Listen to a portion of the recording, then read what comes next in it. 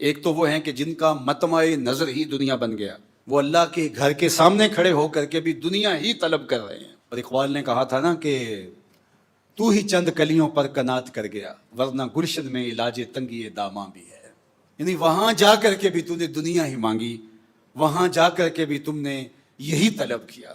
ایک تو وہ کہ جنہوں نے دنیا ہی طلب کی اور آخرت طلب نہیں کی، اور دوسرے وہ ہیں کہ جنہوں نے کہا کہ ہمیں دنیا نہیں چاہیے، ہمیں آخرت ہی چاہیے۔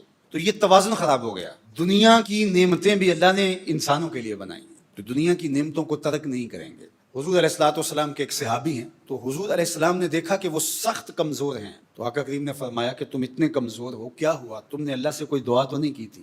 جی حضور، میں نے اللہ سے دعا کی تھی کہ اللہ آخرت کے حصے کے دکھ بھی دنیا میں دے دے اور میری آخرت صاف ہو جائے۔ تو شاید میری دعا قبول ہو گئی، اور بہت مصیبتیں، تکلیفیں، آلام، مصائب انہوں نے مجھے توڑ کے رکھ دی، اور میری وہ حالت جو آپ کے سامنے ہے شاید اس وجہ سے ہے، دعا کی قبولیت کا نتیجہ ہے۔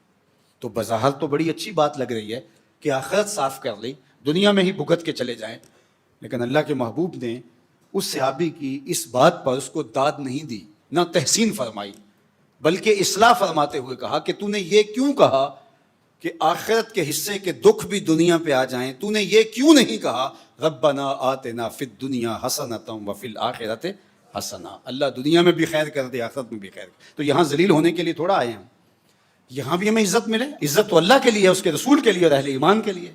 تو یہاں ایک آسودہ خوشگوار زندگی گزرے، لیکن آسودگی اور عیاشی میں فرق ہے۔ آسودگی کے اندر اور آوارگی کے اندر فرق ہے۔ اگر ہم نے آسودگی اور آوارگی کے اندر فرق نہ کیا تو یہاں بھی توازن بگڑ جائے گا۔ تو اس لیے ہمیں حسنات دنیا، تو حسنات دنیا کون سی ہوگی؟ دنیا کی وہ آسودگیاں جو شریعت کے دائرے میں ہمیں حاصل ہوتی ہیں اور تجاوز جس میں نہیں ہوتا، تو وہ ہم اللہ سے طلب کریں۔ اور اللہ کے محبوب کا یہ طریقہ تھا کہ دو چیزوں کے اندر جو ایسر تھی، یعنی آسان تھی، اس کو اختیار فرماتے۔ دین کو حضور نے مشکل نہیں بنایا۔